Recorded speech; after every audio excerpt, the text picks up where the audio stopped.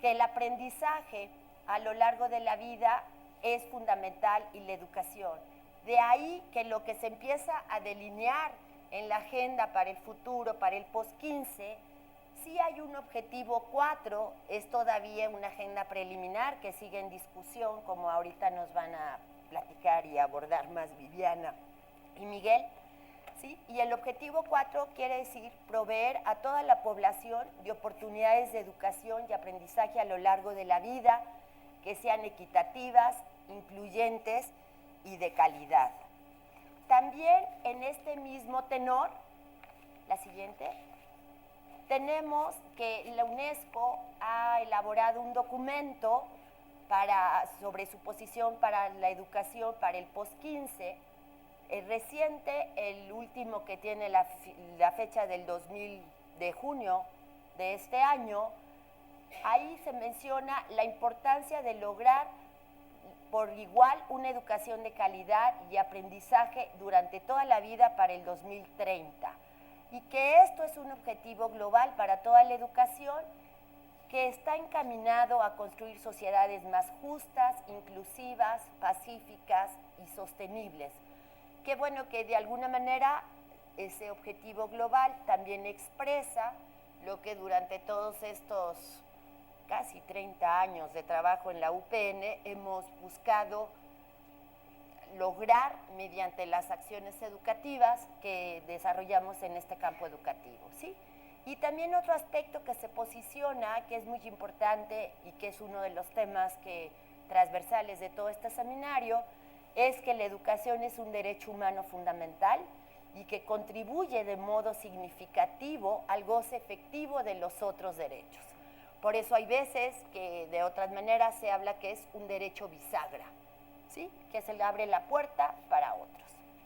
También el grupo de trabajo de composición abierta de la Asamblea de Naciones Unidas plantea que la educación debe ser de total importancia en cualquier agenda de desarrollo sostenible, que no se trata de un aspecto que sea una inversión esencial, sino que es base importante para el enriquecimiento humano mediante el aprendizaje permanente.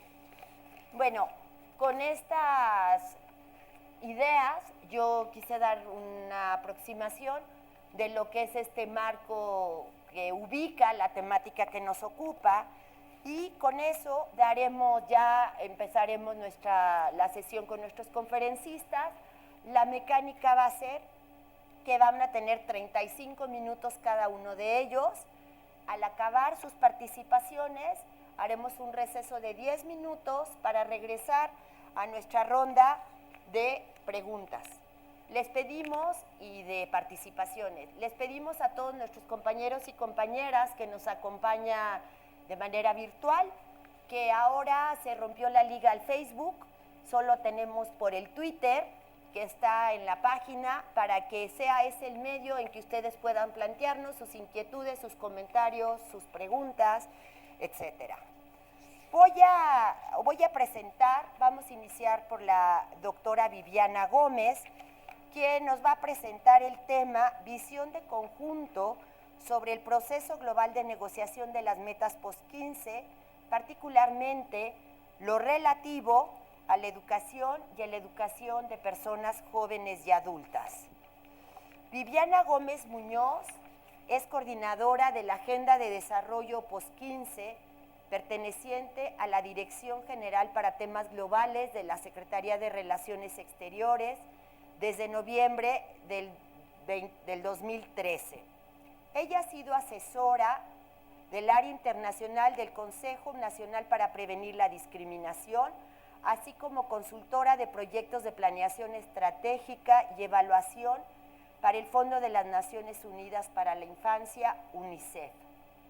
Ha participado también en proyectos de cooperación internacional para el desarrollo y es doctora en Ciencias Políticas y Sociales por la UNAM, con orientación en Relaciones Internacionales, y además tiene la especialidad en Políticas Públicas y Género por la Facultad Latinoamericana de Ciencias Sociales, Flaxo, sede México.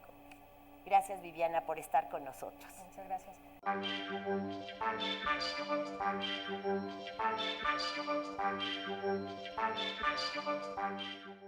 Pues muy buenas tardes al auditorio. Muchísimas gracias a las autoridades de la universidad, a la maestra Eva Rautenberg y al doctor Jorge Tirso y a la maestra Carmen Campero por la invitación. Bueno, yo les voy a hablar en primer lugar del proceso de negociación de la Agenda de Desarrollo post-2015. Después les voy a hablar de las actividades que está haciendo México para impulsar un enfoque mucho más transformador en este proceso de negociación en Naciones Unidas, y finalmente me voy a enfocar en el debate internacional sobre la educación y las metas que hasta el momento se han planteado, ¿no? Para ver también sus reacciones. Ustedes finalmente serán implementadores de esa Agenda de Desarrollo post-2015, ¿no? Entonces voy a comenzar primero con el proceso de negociación de la Agenda de Desarrollo post-2015. Si quieren, la primera... Bueno, ¿qué es la Agenda de Desarrollo post-2015? La Agenda de Desarrollo post-2015, digamos que es la continuación de los Objetivos de Desarrollo del Milenio que se establecieron en el año 2000.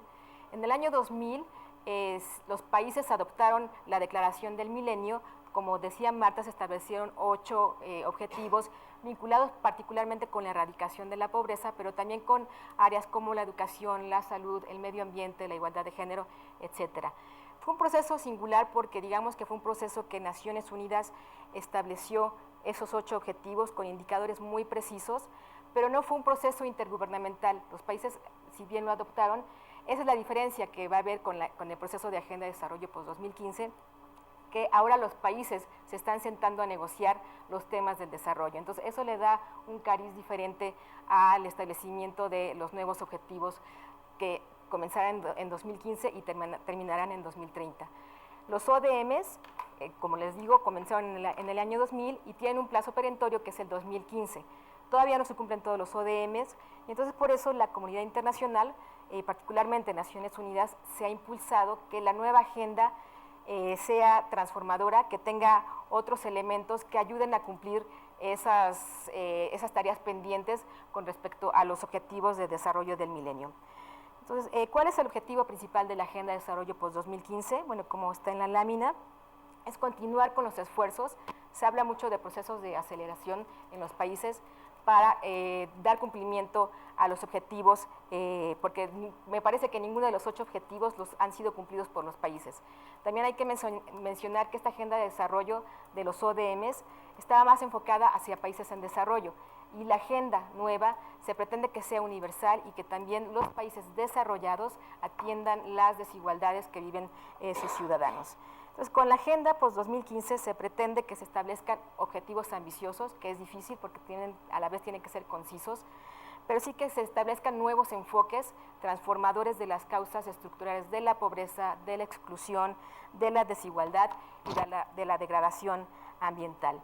Y es una agenda que, si bien se pretende que esté centrada en las personas y en el cumplimiento de los derechos humanos, que es el discurso de la comunidad internacional, en la práctica eso todavía no queda asentado todavía en políticas públicas en los países. ¿Y cuáles son las cuestiones claves de la Agenda de Desarrollo post-2015? Como les señalaba, una cuestión clave es la universalidad. Se pretende que sean todos los derechos para todas las personas y todos los derechos para todas las personas en todos los países.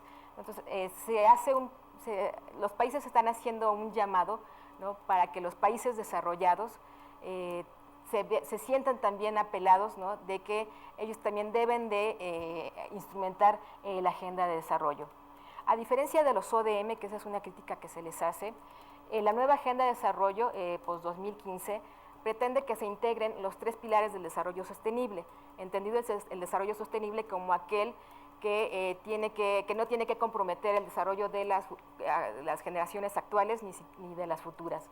Entonces, se pretende que se interrelacionen, que sean equilibrados en los nuevos objetivos, los objetivos que tienen que ver con el desarrollo social, con el desarrollo económico y con la protección del medio ambiente. Otra de las críticas que se hacen a los ODMs es que eran dos agendas diferentes, la agenda social que caminaba por un lado y la agenda ambiental que también caminaba con otros instrumentos internacionales y en ningún momento se encontraban. Algo que se quiere y que se nota ya en esta nueva agenda, en el discurso, es el logro de la igualdad o la reducción de las desigualdades en todos los países. Esa es otra crítica que se les hace a los ODM, ¿no? Que se enfocaron a la cobertura de servicios y no a realmente atacar las causas estructurales o de raíz, ¿no? Para reducir las desigualdades en los países y entre los países. Ese es un cambio, digamos, no sé si paradigmático, pero bueno, sí puede, cuando uno habla en políticas públicas para reducir la desigualdad, sí me parece que hay un impacto. Otra cuestión clave y que México ha impulsado mucho y que se ha hablado también en la agenda, ¿no? Es la inclusión social, económica y ambiental como vía para ampliar las oportunidades de desarrollo. Ahorita les voy a hablar de las propuestas de México, ¿no? Y de los planteamientos en Naciones Unidas y en la negociación actual de los Objetivos del Desarrollo Sostenible. Y otro elemento también importante de la Agenda de Desarrollo es que se pretende que se formulen objetivos universales, o sea, para todos los países, pero tomando en cuenta las realidades y las prioridades nacionales, ¿no? Porque ese también fue un problema de los Objetivos del Desarrollo del Milenio. México, por ejemplo, es considerado un país de renta media alta, un país con ciertas capacidades institucionales, pero sin duda con grandes desigualdades, pero hay países que no tienen esas capacidades, ¿no? Los países menos adelantados o más pobres, ¿no? Que institucionalmente no pueden resolver ciertos problemas del desarrollo, ¿no? Entonces, esas, digamos, son algunas de las cuestiones clave, ¿no? De la negociación que están integradas en documentos de Naciones Unidas. Y de la siguiente, por favor. Y bueno, ¿cómo se ha dado este proceso de negociación? Parte en 2012 con la cumbre de Río +20, ¿no? Recordarán que en 1992 se hizo una cumbre sobre el medio ambiente y en la cumbre de Río +20 se plantea un concepto nuevo que es el desarrollo, bueno, no es nuevo, es el desarrollo sostenible, pero ya se ve esta interrelación de los tres pilares del desarrollo y es algo que se promueve que los países empiecen ya a ver el desarrollo bajo esa perspectiva. En 2012 surge el documento Futuro que Queremos, que también es un documento que mandata a los países a las negociaciones. A partir de 2012 se crea el grupo de trabajo de composición abierto que mencionaba Carmen, que es el que está actualmente negociando los objetivos del desarrollo sostenible, y ese mismo documento, el Futuro que Queremos, mandata a los países para que en este septiembre, en la 69 Asamblea General de Naciones Unidas, se presente esta propuesta de objetivos del desarrollo sostenible, que después será, digamos, la base para la Agenda de Desarrollo post-2015. En ese mismo año, en 2012, Ban Ki-moon integra un grupo de personas eminentes. En México participó en ese grupo y en mayo de 2013 ese grupo entrega un informe, que es el informe, aquí lo tiene Miguel por acá, que de hecho es un informe muy bueno, o sea, lo pueden consultar. Se llama Una nueva alianza mundial, erradicar la pobreza y transformar las economías a través del desarrollo sostenible. Y bueno, es un informe que integró un grupo de personalidades mundiales, ¿no? Vinculadas con el desarrollo. En ese grupo se establecen algunas medidas, ¿no? Y ha servido también como guía, ¿no? Para la negociación actual de los objetivos del desarrollo sostenible. Como les decía, en el documento El Futuro que Queremos se plantea la conformación de este grupo de trabajo que integra ahorita 70 países. México participa en este grupo junto con Perú. Es un grupo muy representativo de países de todas las regiones, de todos los niveles de desarrollo y de ingreso, y se puede trabajar en duplas, en tríadas o en un grupo de 4 países, ¿no? Y esos países son los que han primero discutido los temas de cómo tiene que integrarse los objetivos del desarrollo sostenible, y la semana pasada van a ser 13 sesiones, ¿no? En julio se entrega ya, digamos, es la última sesión para en septiembre entregar la propuesta de objetivos del desarrollo sostenible, y la semana pasada justo se discutió, ¿no? El borrador cero, del cual después hablaremos con respecto ya al tema específico de educación.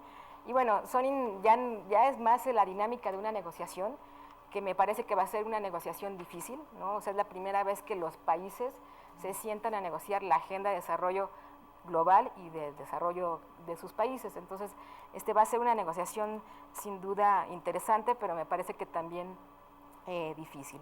Entonces, en este año 2014, en la 69 Asamblea General de Naciones Unidas, se tendrá que presentar esa propuesta y ahí mismo inicia el proceso formal de definición y negociación de la Agenda de Desarrollo post-2015, que, como les decía, tendrá un plazo perentorio de 15 años hacia 2030, ¿no? Y en la 70 Asamblea General de Naciones Unidas es cuando ya se tendrá que dar la reunión cumbre, ¿no? Para presentar los nuevos objetivos de desarrollo, ¿no? Que sustituirán, bueno, no es que sustituyan a los ODM, ¿no? Pero sí se pretende que bajo otro paradigma, ¿no? Se establezcan estos objetivos para el desarrollo global.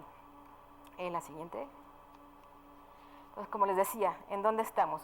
Ahorita estamos en la conformación, en la instrumentación del grupo de trabajo abierto sobre objetivos de desarrollo sostenible, que se han reunido en 12 ocasiones, ¿no? Primero les decía, hubo como unas 6 sesiones en donde se presentaban documentos técnicos para la discusión. Después hay 2 copresidentes, que son Hungría y Kenia, que se han dedicado a integrar todas las propuestas de los países, y los cofacilitadores o copresidentes, ¿no? Han aterrizado más la discusión. Primero se aterrizó en un documento de 19 áreas temáticas, ¿no? Donde ya se veían más las interrelaciones del desarrollo, ¿no? Por ejemplo, el agua, se incluyeron temas como agua, energía, en la parte ambiental, pero ya tomando lo social, ¿no? La igualdad de género se ve un poco más transversalizada. Entonces, poco a poco se va viendo cómo si la agenda va cambiando de cubrir necesidades básicas a necesidades estratégicas o prácticas, ¿no? Como luego se conoce en la jerga de derechos humanos.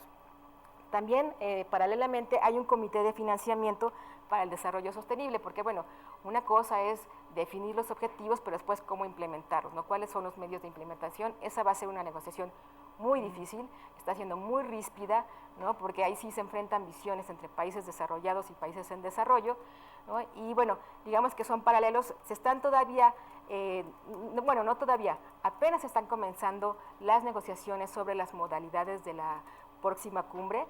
Los países están apenas poniendo de acuerdo si es una cumbre desde lo logístico, ¿no? De 2-3 días, ¿no?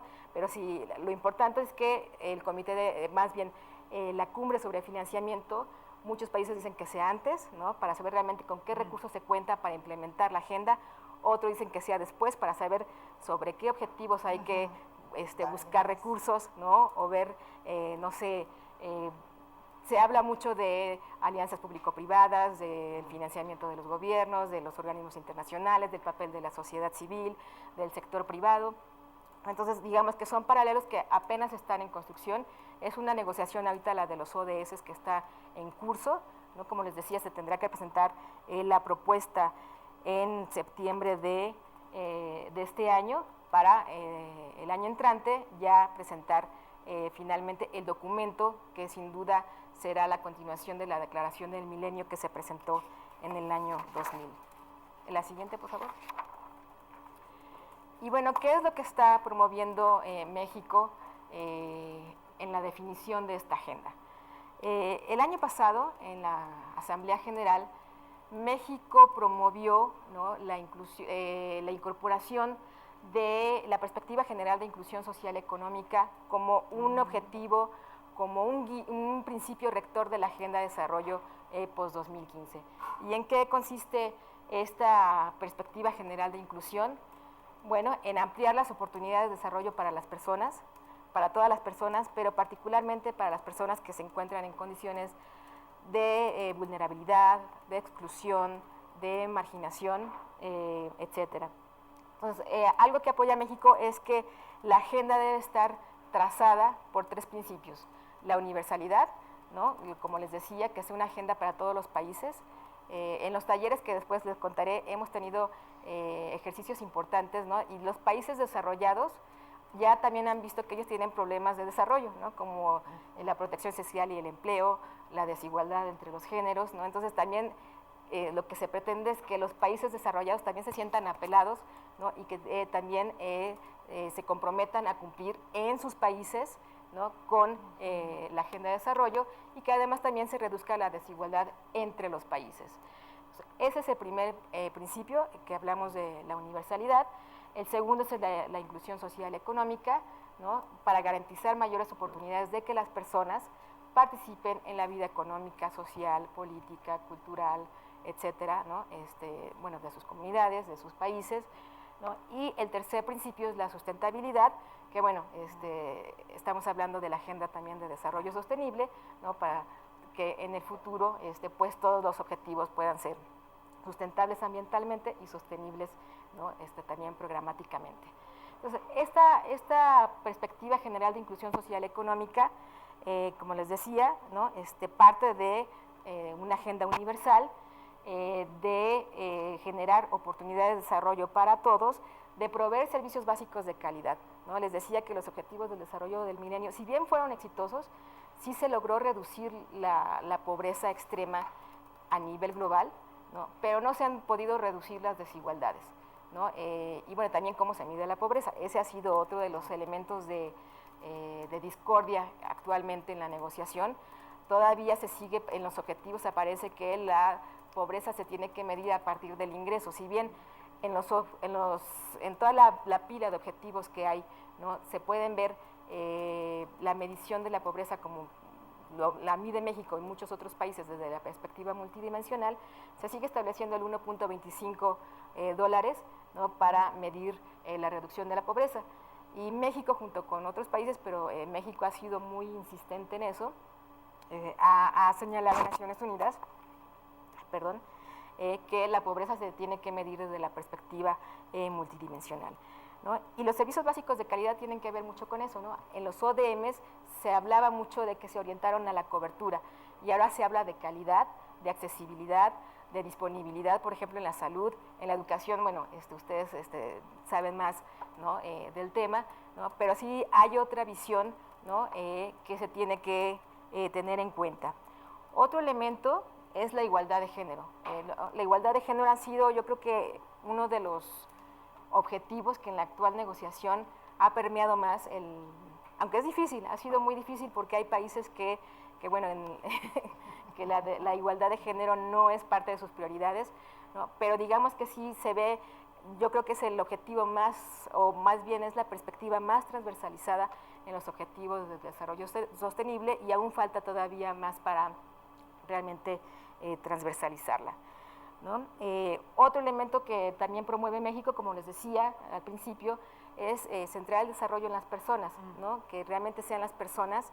Mucho también se ha criticado que esta agenda de desarrollo sostenible está muy orientada hacia la sustentabilidad ambiental, y que no se ve todavía cómo la persona es la que realmente va a recibir el beneficio de las políticas de desarrollo, ¿no? Yo creo que conforme ha avanzado la negociación, se ve cada vez más claro esa interrelación, pero aún todavía falta más. Otro elemento que también impulsa a México, y bueno, esto es parte de lo que estamos aquí haciendo, es la inclusión digital, ¿no? Y bueno, ahorita también les voy a hablar de la financiera, pero la inclusión digital también la vemos como un elemento, ¿no? Del desarrollo del presente y del futuro, ¿no? Ya no podemos pensar el futuro, ¿no? Sin hablar de las nuevas tecnologías. Ahorita estamos conectados casi a la mitad de los estados del país, ¿no?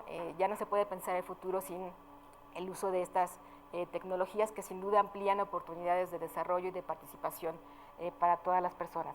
Y la inclusión financiera también es un tema que impulsa a México y que se ha debatido mucho en Naciones Unidas, ¿no? Porque la inclusión financiera también amplía oportunidades, ¿no? Desde la bancarización, ¿no? Que es una de sus principales resultados, ¿no? Pero también puede empoderar a las mujeres, a los jóvenes, ¿no? Y esos son otros elementos que también impulsa la perspectiva de inclusión social y económica. Y como les decía, esta perspectiva también engloba, ¿no? La atención o el abordamiento de las necesidades o particularidades de los grupos más desfavorecidos, ¿no? O en condiciones de vulnerabilidad, y sin duda los jóvenes son un grupo que No hay políticas públicas, me parece, quizás en el mundo, ¿no?, que sean tan holísticas, ¿no?, para atender la situación de los jóvenes. Entonces, bueno, esto es lo que se ha dado en materia de negociación en Naciones Unidas y es lo que ha promovido México. La siguiente. Y México ha realizado algunas acciones al respecto, ¿no? El año pasado también el secretario general de Naciones Unidas, Ban Ki-moon, le pidió a México que, porque mucho se hablaba de que sí, la agenda tiene que ser transformadora, ¿no?, pero ¿cómo hacerlo? Entonces le pidió a México que empezara a hacer algunas actividades. Y México ha organizado hasta el momento 2 talleres. En julio tendremos un taller sobre medición, ¿no?, para la implementación, pero ha organizado talleres internacionales con no sé, unos 30, 40 países. Se han invitado organizaciones de la sociedad civil, han participado académicos, ha participado el sector privado, por supuesto organismos internacionales, ¿no?, y todo con el objetivo de ir metiendo cada vez más con mayor fuerza el tema de la inclusión social y económica en la negociación de la Agenda de Desarrollo post-2015. Y han sido ejercicios muy interesantes. Sin duda no son ejercicios de negociación, han sido ejercicios de participación de los países muy informales, ¿no?, lo que también ha permitido que los delegados, ¿no?, pues se sientan más libres, ¿no?, de discutir los temas, y se han llegado ya a entendimientos comunes, ¿no?, sobre la importancia de integrar el tema de la inclusión social y económica a la negociación de desarrollo, y ya se ve incluso en los documentos, ¿no? Entonces, digamos que la inclusión es algo que se discute desde hace muchos años, creo que hasta teóricamente se sigue discutiendo, ¿no?, pero bueno, que ya se vea también en documentos, ¿no?, de negociación, pues es importante. La que sigue. Esto a grandes rasgos es el proceso de negociación, ¿no?, actual, ¿no? Les digo, se tendrá que presentar esta propuesta y de ahí se pretende que se parta, ¿no?, para la negociación de la Agenda de Desarrollo. ¿Y cómo se ha abordado la educación en esta negociación? Bueno, primero yo creo que debemos partir de lo que se planteó en los Objetivos del Desarrollo del Milenio en el año 2000, ¿no?, que se establecieron 2 objetivos específicos, ¿no?, sobre educación. El primero de ellos es lograr la enseñanza primaria universal, ¿no?, cuya meta era asegurar para 2015 que todos los niños y niñas del mundo pudieran terminar el ciclo completo de enseñanza primaria. No se ha cumplido. Ahorita también les voy a pasar una lámina, ¿no?, con cifras que quizás viéndolo con respecto a la humanidad, a la población total, quizás no son muchas, pero bueno, son millones de personas que están fuera de la escuela. El segundo objetivo, que es el objetivo de igualdad de género, ¿no?, se concentró también mucho en eliminar las desigualdades entre hombres y mujeres en la educación primaria y secundaria para 2015 y en todos los niveles de enseñanza. Eso tampoco se ha cumplido. La siguiente. Y en México, ¿cómo se han cumplido estos objetivos del desarrollo del milenio? Se ha dado seguimiento, ¿no? Bueno, primero se da cada 5 años, no ha sido muy constante, pero sí hay seguimiento de los objetivos del desarrollo del milenio, y el año pasado se presentó, este año también se va a presentar el otro informe, ¿no?, sobre cómo ha avanzado México para dar cumplimiento a los objetivos, ¿no? En México aumentó la tasa de matriculación de niñas y niños a nivel primaria. En 1990 teníamos, ustedes ahí sabrán más que yo, pero bueno, eso es lo que está reportado en el informe, ¿no? Ahorita estamos hablando solo de cobertura. O sea, se pasa de un 98.1% en 1990 al 100.3% en el año 2012. Nunca he entendido bien esa sobrerepresentación, ¿no? Me parece que es por la medición de los sistemas, ¿no? Pero bueno, digamos que sí se avanzó en la cobertura. Pero en el mundo se avanzó, pero tampoco se cumplió con la universalidad, ¿no?, de la educación primaria. La siguiente. Y con respecto a la igualdad de género en la educación primaria y secundaria, particularmente en la educación primaria, en México se va a cumplir esa meta para el año 2015, ¿no? Se parte en 1990 de una razón de 9.94%, ¿no? Son 9 mujeres por cada 10 hombres, ¿verdad? Son las razones, sí, ¿no? Para en el año 2012 llegar a 0.958%, ¿no? La meta es 0.96 y esa meta se cumple. Pero en el mundo sigue habiendo una disparidad de género en la educación primaria, lo cual sigue siendo un reto. La siguiente, por favor. Ya estos datos que les pongo aquí, bueno, nos hablan un poco de cómo está el mundo, ¿no?, en acceso todavía, ¿no?, a la educación.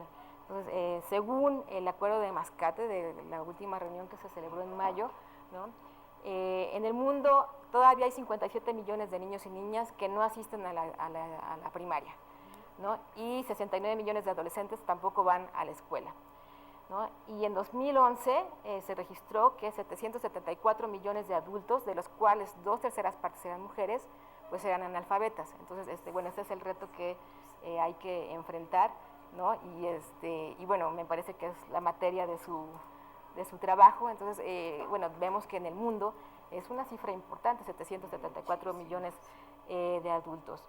Y solo 60% de los países han alcanzado la paridad de género en cobertura, ¿no? Porque una cosa es la cobertura y otra es realmente que se generen oportunidades de desarrollo, en este caso para las mujeres. A nivel primaria, y 38% solamente lo han logrado a nivel secundaria.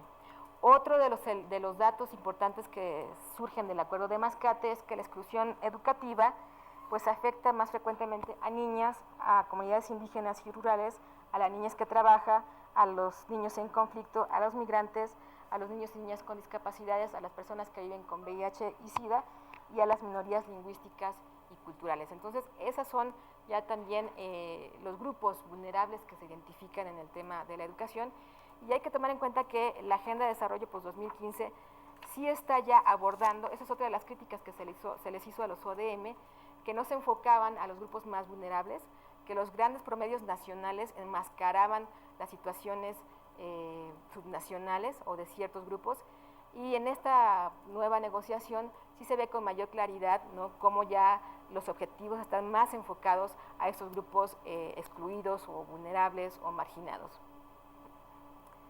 La siguiente, por favor. Y bueno, como les decía, ya les hablé en la cuarta reunión de los ODS hubo una sesión temática específica, ¿no?, sobre el tema de cultura y educación. Cultura, por ejemplo, es un tema que todavía no ha permeado en la negociación de los objetivos del desarrollo sostenible. Pero bueno, es un proceso de negociación que está en ciernes, está apenas empezando, entonces todavía se puede meter el tema, ¿no? Algo que se nota mucho en la negociación es que, por ejemplo, lo que se discute en París en el marco de la UNESCO no se discute en Nueva York. Entonces, también, o sea, Naciones Unidas también tiene sus cosillas, ¿no?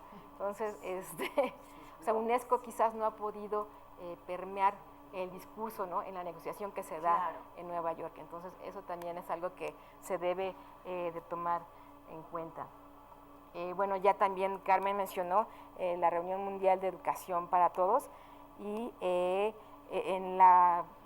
mes pasado se llevó a cabo esta reunión en Mascate, en Omán, y se presentó una propuesta de ODS donde se establecen compromisos de la comunidad internacional para garantizar una educación equitativa, inclusiva y de calidad, y el aprendizaje a lo largo de la vida para todos de aquí al año 2030.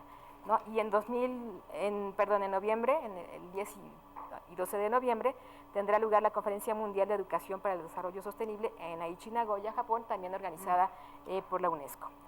Y bueno, ¿cómo ha sido el debate internacional? La siguiente, por favor. No, es así, perdón. Como yo les decía, se ha pasado de la cobertura ya a hablar más de calidad, ¿no?, de capacitación, ¿no? Ya no solo se está enfocando a la educación primaria y secundaria, a la educación básica, sino ya también se está tomando en cuenta la educación para jóvenes y adultos. La siguiente. También se ha propuesto que exista un mayor énfasis en la equidad y en la inclusión educativa, que se priorice la igualdad entre los géneros, que se dé un mayor énfasis en la adquisición de habilidades y formación para jóvenes y personas adultas, que haya un enfoque de resultados basados en el aprendizaje, que se aseguren ambientes de aprendizaje seguros y saludables, que haya mayor inversión en la educación, y que también la medición se haga con desagregación de datos para visibilizar a los grupos más vulnerables, identificar las mejores políticas y focalizar programas y presupuestos. Y bueno, ya para finalizar, les quiero presentar las propuestas de objetivos y metas, ¿no?, con respecto a la educación. El borrador cero, que se discutió la semana pasada, todavía yo no sé los términos de la discusión, establece un objetivo específico de educación que señala que para 2030 se deba proveer educación de calidad y equitativa, así como oportunidades de aprendizaje permanente o a lo largo de la vida, también es otro concepto, para todos.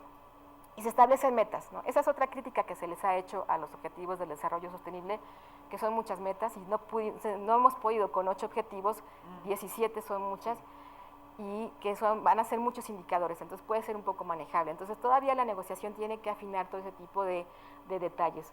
Entonces las metas que se han establecido, la primera de ellas es asegurar que todos los niños y niñas completen la educación primaria, porque todavía no es un logro a nivel mundial, y en algunos países, ¿no?, la secundaria me parece que en México todavía no se cumple.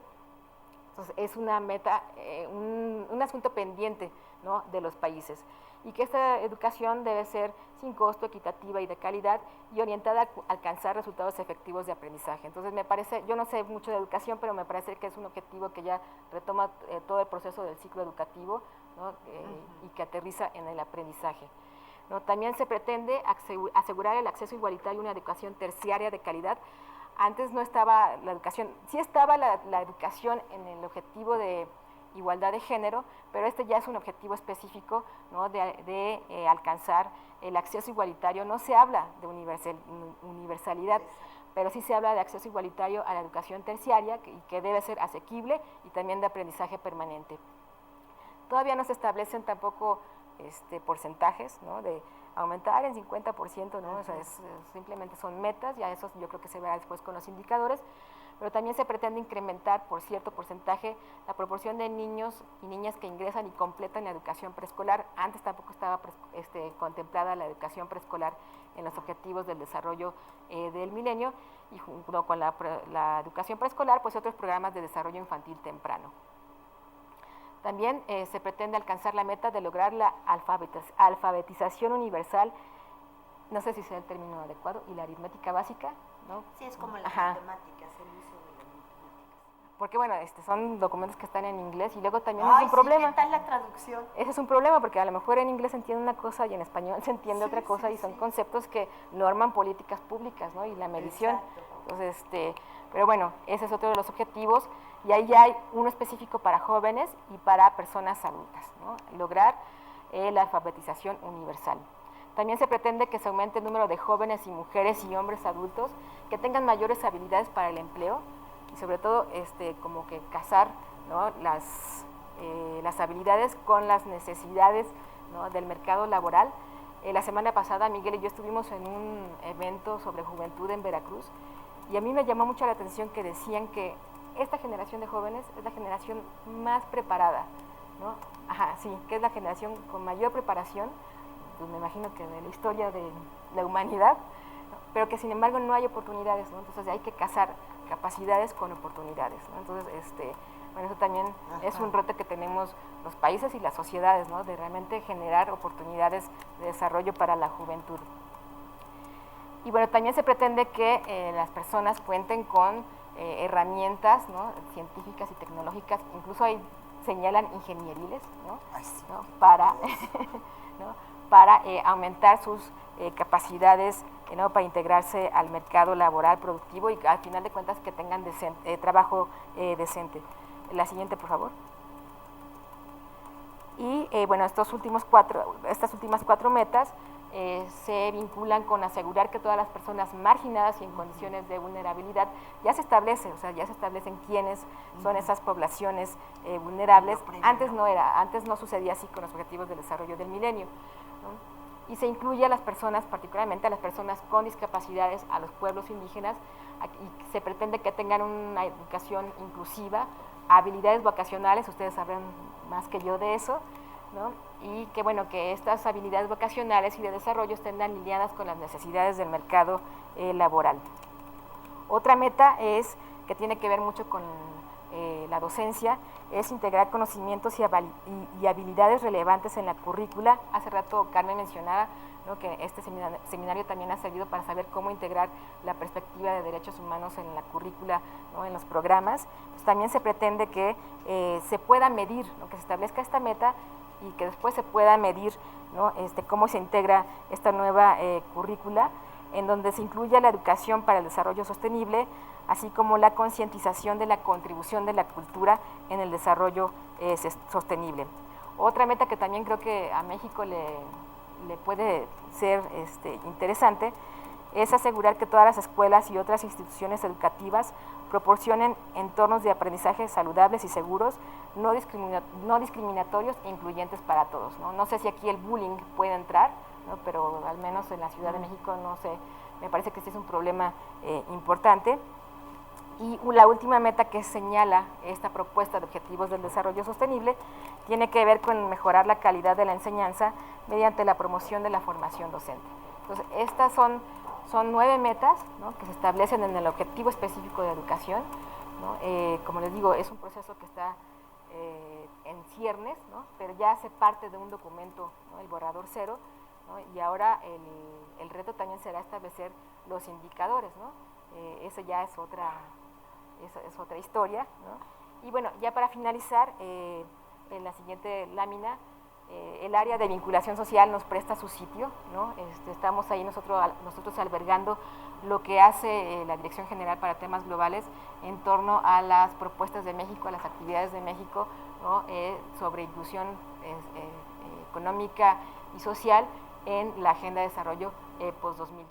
Miguel Díaz Reynoso estudió Administración y Periodismo, se especializó en gestión de programas de desarrollo comunitario y cooperativismo, cursó en Italia una especialidad en formación de gerentes de cooperativa para desarrollar programas de capacitación en América Latina, ha colaborado en diversos programas de cooperación internacional en materia de desarrollo y organización social. Es funcionario en la Cancillería mexicana desde hace 20 años, fue agregado de Cooperación Cultural y Educativa en Cuba y Argentina y representa a la Secretaría de Relaciones Exteriores ante la Comisión de Fomento de las Actividades de las Organizaciones de la Sociedad Civil. Actualmente es director general de vinculación con las organizaciones de la sociedad civil. Gracias, Miguel, y bienvenido. Muchas gracias, Carmen. En primer lugar, me importa dar las gracias a los organizadores por esta oportunidad de conversar, porque entiendo que sí habrá tiempo de conversar después de la presentación, y nos importa mucho estar en estas sesiones compartiendo información, compartiendo el trabajo diario que se hace con las organizaciones civiles, con los académicos, como el día de hoy, y con quienes se interesen por los temas de la política exterior. No estaba en la presentación, que mucho agradezco de Carmen, pero debo de decir que yo fui miembro de esta casa hace ya algunos años. Me da mucho gusto volver. Ya no es lo mismo, pero se le parece. ¿Le tocó este edificio? Le tocó el primero, el que está del otro lado, al más vecino de Flaxo, de aquel lado, donde había unos cubículos chiquitos y salones como este. Ahí yo tenía mi cubículo y pasé tiempo muy feliz, así que me da mucho gusto volver a esta casa. Administración para proyectos educativos, administración educativa. En la época de Adriana Puigros y muchos otros que luego fueron rectores y que luego fueron destacados personajes. Me da mucho gusto volver y hablar en esta oportunidad de este tema tan novedoso, tan a veces desconocido y tan importante. Estamos llenos de siglas. Hemos hablado, y Viviana hizo muy buena presentación, que nos da un guión de cómo están las negociaciones, nos pone al día. Esta presentación que acaba de hacer Viviana hace un rato, los pone ustedes al día, como muy pocos núcleos, como muy pocos escuchas están al día, porque esto va cambiando. Dentro de una semana o dentro de dos habrá novedades, habrá noticias, pero en lo estratégico, en lo fundamental, creo que ha sido una muy buena oportunidad de ponernos al día. Pero decía que hay muchas siglas, ODMs, ODS, EPTs, Educación para Todos, esa no la tenía yo en mi lista, ya la apunté. EPT,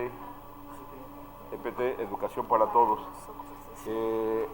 Pero el otro día en una reunión un dirigente campesino, porque trabajamos muchos estos temas con organizaciones civiles, un dirigente campesino decía, oiga licenciado, ¿qué es eso de POS-15? ¿Es una pomada? Porque ¿de dónde aparece de repente POS-15? ¿Qué quiere decir POS-15? Y entonces nos recuerda una joven de las que hablaba Viviana hace un momento, que acabamos de ver en Veracruz, nos recordaba, hablen en términos que se entiendan, traduzcan para que no nada más los interesados, expertos, académicos que estamos en el tema lo podamos entender, sino el público en general sepa qué quiere decir ODM, ODS y sobre todo qué quiere decir ahora POS-15, qué quiere decir eso, y me parece que tienen toda la razón. Por eso me importa hablar de POS-15 entendiéndola también como la hemos traducido en México en muchos de los encuentros junto con Naciones Unidas, el mundo que queremos. De eso se trata. POS-15 es hablar de el mundo que queremos.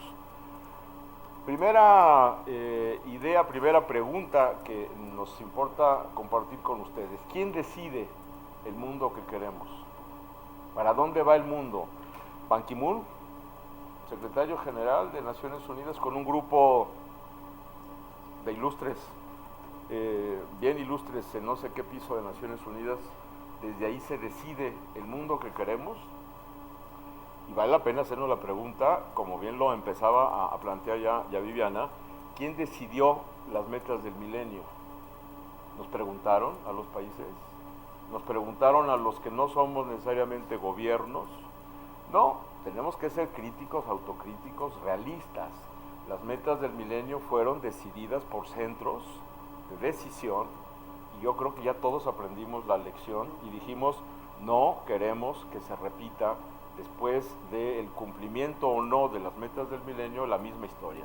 Por eso, el primer punto es cuando se pregunta quién decide, quién construye la política pública, la política exterior, la política global, esta construcción global, deciden los de arriba, como se decía coloquialmente. Aquí la primera novedad es que deciden los gobiernos con un mandato a Naciones Unidas. Si no habían entrado, yo les recomiendo entrar a las páginas de Naciones Unidas de vez en cuando. Se pueden dar unas perdidas y unas aburridas, pero también pueden encontrar cosas como esta. La resolución aprobada por la Asamblea General de Naciones Unidas, o sea, por los gobiernos, y ahí estamos representados por nuestro gobierno, acordó esta resolución y así empieza. Fíjense cómo empieza una resolución de Naciones Unidas. 1. Nosotros, los jefes de Estado y de gobiernos y los jefes de delegación, nos hemos reunido en la sede de Naciones Unidas para participar en el acto especial convocado por el presidente de la Asamblea General con el fin de examinar los progresos en el logro de los objetivos de desarrollo del milenio, etcétera, etcétera. Nosotros los pueblos, así se dice en Naciones Unidas, así nace Naciones Unidas. Nosotros somos los dueños de Naciones Unidas, de un cachito, por supuesto. Somos accionistas, somos parte de Naciones Unidas representados por nuestro embajador, por nuestro presidente cuando va a la Asamblea General. Entonces, primera idea a compartir es, esta vez no es como antes, de que quién sabe quién decide. No sabemos cómo se va a acabar de decidir, como bien dice Viviana, pero vamos a tener algo que ver.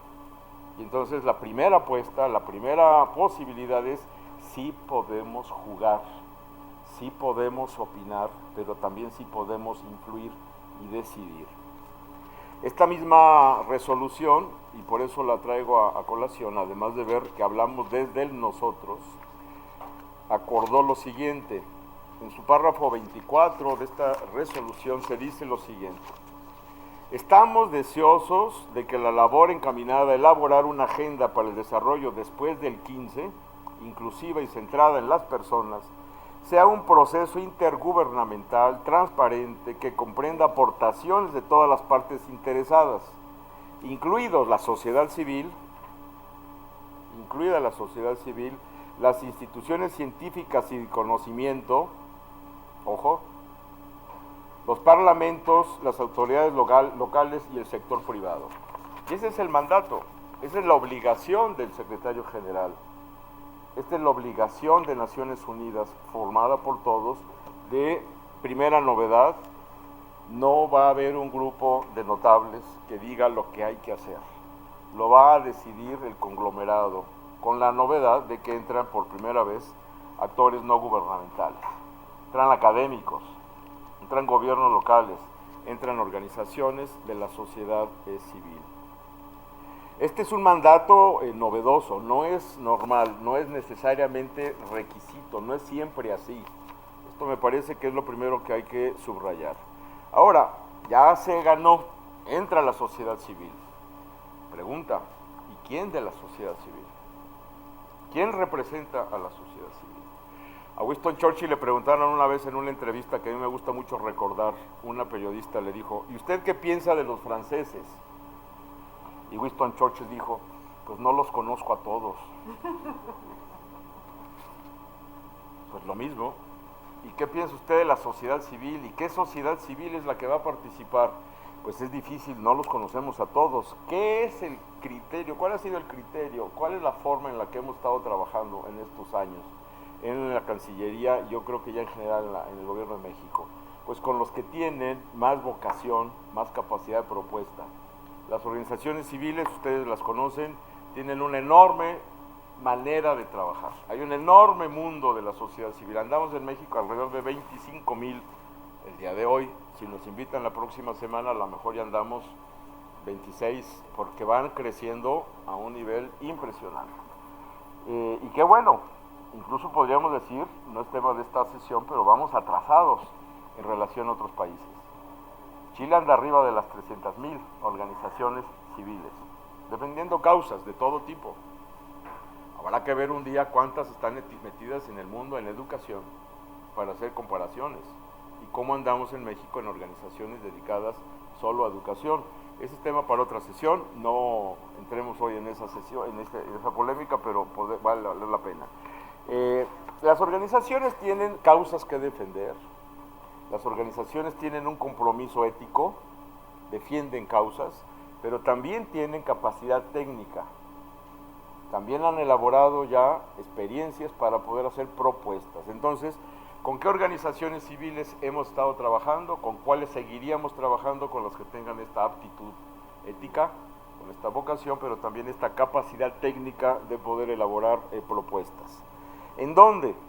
Bueno, en los espacios que se abren para esto, como los últimos que veíamos en la presentación de Viviana. En Guadalajara hubo un gran encuentro, un foro de más de 400 personas invitadas de América Latina, expertos en los temas de la agenda de desarrollo, que vinieron a dar sus aportaciones. El resultado está en la página. También vale la pena echarle un ojo solo al capítulo de educación, que mucho les podría ayudar, interesar a ver por dónde van las propuestas de las organizaciones civiles en materia de educación. Sobre energía también se hizo algo similar. Y el resultado, parte de ese resultado está no nada más en la memoria del encuentro de Guadalajara, sino en este documento del que habló ya Viviana, que se llama Una nueva alianza mundial, erradicar la pobreza y transformar las economías a través del desarrollo sostenible, que es el informe del grupo de alto nivel, en donde estuvo por México la ex secretaria, ex canciller Patricia Espinosa, donde hay un capítulo dedicado a la educación de calidad y al aprendizaje permanente, que me parece que valdría la pena también echarle un ojo y ver párrafos que me parece que tienen que ver mucho con el tema de educación, jóvenes y adultos. La educación, dice el texto del panel, que fueron recomendaciones a la Asamblea, al secretario general, a Ban Ki-moon, la educación debería también fomentar el pensamiento creativo, el trabajo en equipo y la solución de problemas. y ese es un tema que se viene arrastrando desde hace mucho por la sociedad civil. ¿Dónde están los nuevos negociadores, pacificadores? ¿Dónde están las habilidades en negociación de conflictos? ¿Cómo no sacarse la sangre? ¿Cómo no sacarse los ojos? ¿Por qué hay violencia en muchas escuelas si no hemos preparado valores, no hemos preparado habilidades de distensión, de pacificación y de resolución de conflictos, etcétera? No vamos a entrar a este documento, pero vale la pena echarle un ojo. ¿Qué otra cosa hay nueva? ¿Qué vale la pena también poner sobre la mesa? Nuevos temas. Para México fue muy importante en estas consultas rescatar opiniones de las organizaciones y nos llamaron la atención. Yo subrayo, además de todos los temas que también están en la página y que vale la pena revisar, dos temas. El tema de migración, que las organizaciones dijeron no puede quedar fuera el tema de migración. México lo tomó muy bien, está incorporado en esta posición, en este principio de la inclusión del que nos habló Viviana. Y segundo, el tema de pueblos indígenas. En Guadalajara, en esta consulta, se abrió una mesa especial sobre migración, una mesa especial sobre pueblos indígenas, y fueron muy notables sus recomendaciones, muy precisas, muy de entrar ya a cómo medir, como bien planteaba Viviana, cómo planteaban muchos, cómo medir. Y están trabajando en este momento muchas organizaciones, no nada más mexicanas, latinoamericanas, el tema de cómo aportar recomendaciones de indicadores para medir avances o retrocesos. La tercera novedad que también creo que vale la pena poner, ya la adelantaba Viviana, es la integralidad. Venimos de años de trabajar agendas por separado. Muchos encuentros, muchas cumbres, muchos de ustedes habrán oído o participado en cumbres, en reuniones globales sobre determinados temas. Migración y cantidad de encuentros. Niñez, cantidad de encuentros. Género, desde Beijing para acá, alguien tendría que hacer un día el recuento de cuántas conferencias internacionales ha habido. Cambio climático, los temas medioambientales. ¿Cuál es la característica, cuál es la novedad hacia la agenda post-15, el mundo que queremos? La visión integrada, en donde no se puede ver un tema separado del otro. ¿Se podría ver cambio climático sin ver finanzas? Sin ver a los secretarios de Hacienda junto a los ministros de Medio Ambiente, como históricamente los hemos visto. ¿Cuánto trabajo nos ha costado sentar a los dos ministros juntos a discutir el tema? No es un problema medioambiental nada más el cambio climático, es un tema también económico, es un tema que requiere una estrategia económica financiera. Por ello, la otra novedad que también importa poner sobre la mesa es esta visión integrada y la idea de la universalidad. Si bien las metas del milenio se asumen como obligaciones de los países del norte impuestas a los países del sur, ¿no?, a los países en desarrollo, las metas de la agenda del mundo que queremos, el post-15, son de obligación universal, a todos, al emisor, al contaminador, también le tocan estas obligaciones.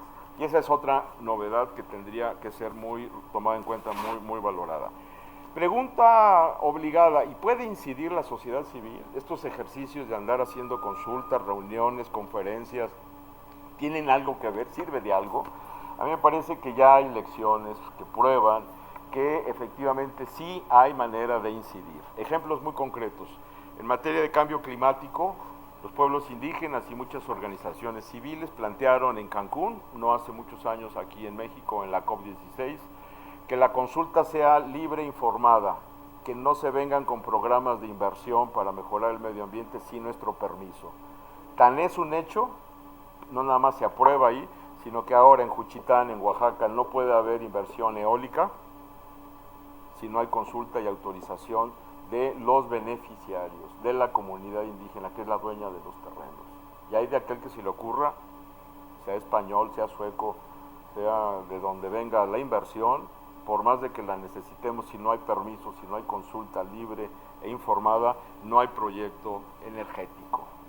Me parece que ahí hay una prueba muy clara del trabajo de las organizaciones civiles defendiendo sus derechos, defendiendo sus causas, y se ha convertido ya en norma, en obligación. El tema de seguridad alimentaria fue incorporado por las organizaciones civiles, en otro ejemplo, en las reuniones de G20. cuando la crisis financiera obligaba a los G20, a los 20, hablar en Los Cabos solo de la crisis financiera, de los rescates, de cómo salvar el euro, estamos hablando de hace pocos años, fueron las organizaciones civiles las que dijeron no se olviden de la crisis alimentaria, que está provocando la crisis financiera, pero hay que empezar a hablar de seguridad alimentaria. Se incorporó el tema, está en las declaraciones, pero no nada más en el papel. Se habló de esto hace un año en San Petersburgo y hoy se está hablando en estos días en Australia, en la siguiente reunión de G20, ya en grupos de trabajo sobre políticas concretas de atención al tema de seguridad alimentaria. No voy a hacer la relación de muchos ejemplos, pero hay muchos como este, en donde sí es evidente que hay una posible aportación, incidencia, recomendación de organizaciones civiles en la política global, en la política exterior.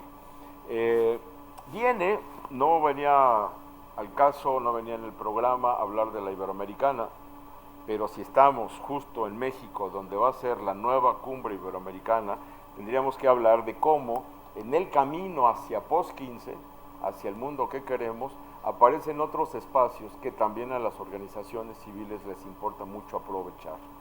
Porque está la pregunta que nos la hicieron en Veracruz, ¿y qué garantía hay de que todo lo que queremos quede en los documentos de Nueva York en un año, en septiembre del 2015? Pues no hay ninguna garantía. Esto es un proceso, se gana, se pierde, se incorpora, no se incorpora, pero hay muchos otros procesos en el camino, antes de 15 y después del 15. Y en ese camino la sociedad civil ha tenido mucha claridad para identificar que hay causas, que hay procesos que desencadenar, que hay documentos que hay que defender y está trabajando en ello. Por eso la Cumbre Iberoamericana este año es una nueva oportunidad. ¿Por qué lo cito y en esta casa? Pues porque la Cumbre Iberoamericana estará dedicada en este año. Saben ustedes que nació en Guadalajara, viene nuevamente a México, ahora a Veracruz en diciembre. Vienen todos los jefes de Estado, están invitados de la zona iberoamericana. El tema es educación, cultura, innovación. Entonces la sociedad civil está organizando la discusión de dónde están las aportaciones de la sociedad civil, de las empresas, de las fundaciones, en innovación en educación, en innovación en cultura, que tenga que ver con también, obviamente, la agenda post-15. De alguna manera, buscar qué funcionó desde las iniciativas de la sociedad civil como innovación social que le puedan aportar a los gobiernos.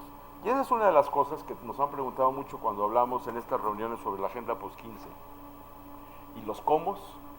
Están muy bien los enunciados, vamos a discutir párrafo por párrafo, que quede mejor así.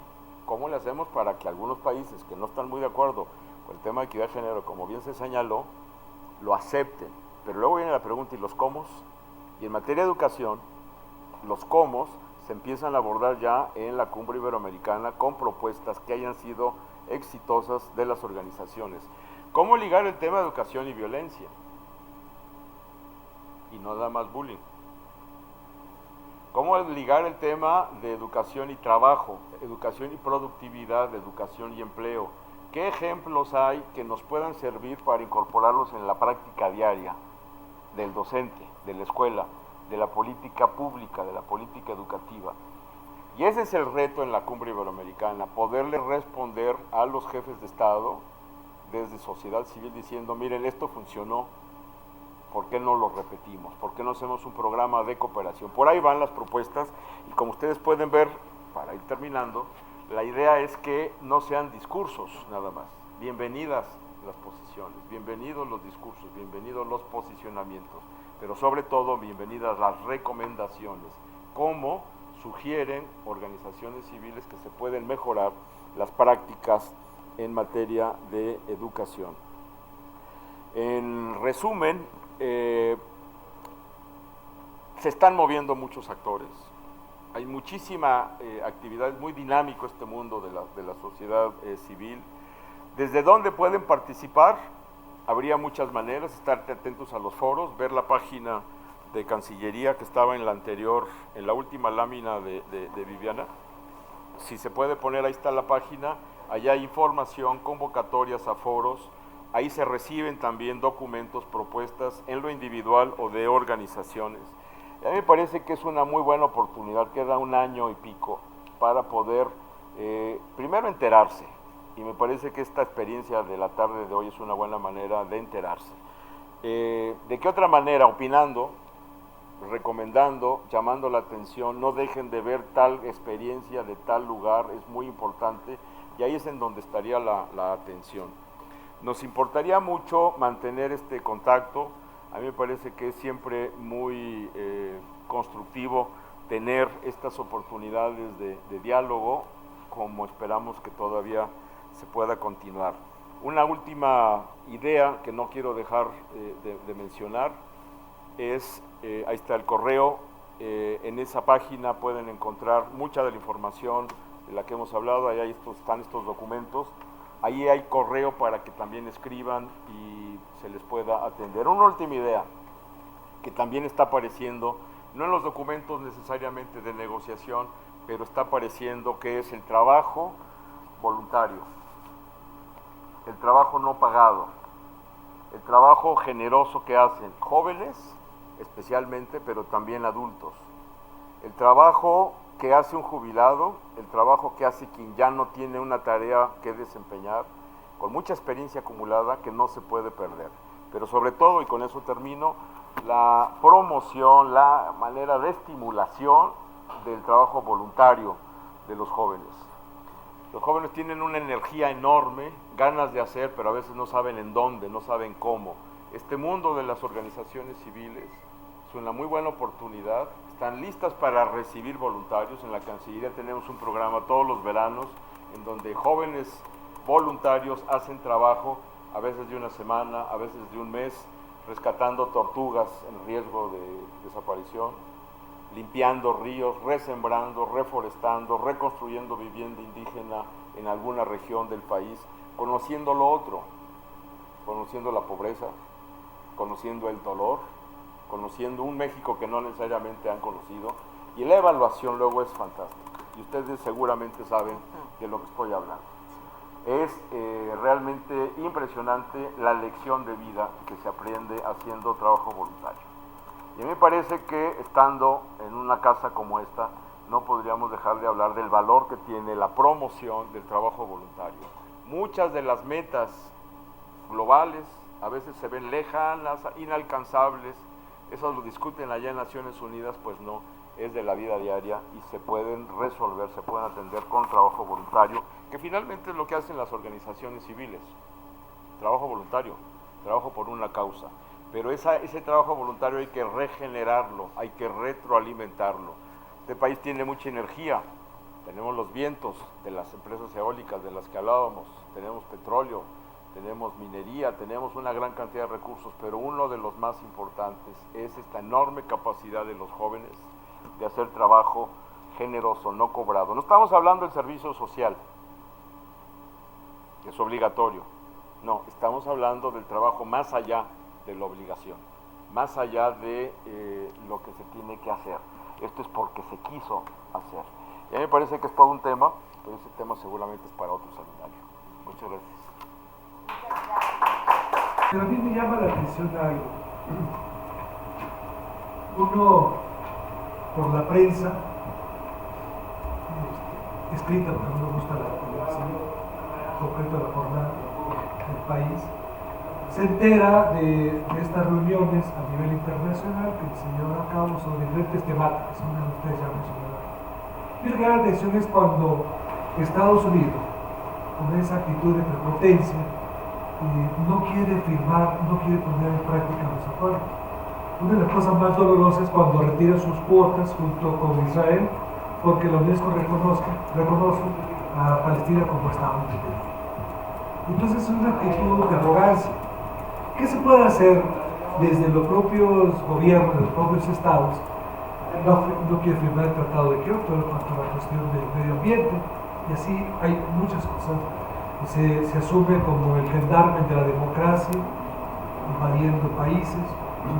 América Latina, yo recuerdo que en los años 60 decíamos que el único país donde no va a haber golpe de Estado militar va a ser Estados Unidos, porque no hay embajada de Estados Unidos en Estados Unidos. Y eso decíamos de manera irónica, triste, porque Estados Unidos está metido en todo. Entonces, ¿qué se puede hacer? Pero por otro lado, también está presente en los organismos supranacionales, financieros, que siempre hay que olvidar, ¿no? También está jugando porque está de por medio sus intereses. Esta reunión que se lleva a cabo todos los años en enero en Davos, Suiza, ahí se delinea la política económica internacional, económica, social, política. Y sin embargo poco se le quiere reconocer al Foro Social que inicia en Brasil y se ha llevado a cabo. ¿Qué se puede hacer de la sociedad civil, desde los gobiernos, ante estas actitudes de arrogancia, insisto, de los países imperios? Si quieren pasamos a otros comentarios, bueno, o preguntas. Me parece, también le doy muchas gracias a personalidades que nos han compartido sus reflexiones. Y para retomar precisamente el tema que habla el maestro, la pregunta que yo me hice desde que leí el texto para esta sesión, nos preguntamos qué mundo queremos o cuál es el mundo que queremos. Y lo dijo el conferencista Miguel. Y en ese sentido nos podemos preguntar si ese mundo que queremos también lo quieren los otros. También están dispuestos los otros a que este mundo que queremos sea posible. Nosotros, yo estoy trabajando en la UPN en Tuna y de pronto se ha tirado a Pachuca alguna comisión, alguna reunión, etc. Y antes no había autopista. Entonces el camión hacía 2 horas, pero lo curioso es que íbamos viendo precisamente lugares de extrema pobreza, extrema. Y decíamos, no, esta gente no tiene oportunidad de nada. Y no son las comunidades más pobres de la República Mexicana. Entonces, este mundo que queremos nosotros, tenemos que irles a preguntar a ellos, a los que viven ahí, qué mundo queremos, pero también tenemos que darles posibilidades y propuestas de un mundo mejor. Pero precisamente, pues, apoyadas, soportadas por un techo financiero suficiente y sobre todo educación, ¿no? Me preguntaba aquí también sobre qué tenemos que hacer para que realmente se construya un nuevo sistema de formación docente, pero de formación para todos. Es decir, me preguntaba yo, ¿quién va a dar la calidad educativa a los maestros de educación básica, medio superior, superior? ¿Quiénes son los buenos? Debe ser los de la UPN, pedagogos, no lo sabemos. Creo que tenemos que entrarle por ahí para hacerlo realmente, hacer un proyecto real, concreto y desde luego pues, tener estas utopías ya del post-15 y del post-30 y del post-45. Gracias. ¿Cómo se llama? Recuérdanos tu nombre. René Caballero. René. Se me olvida decir.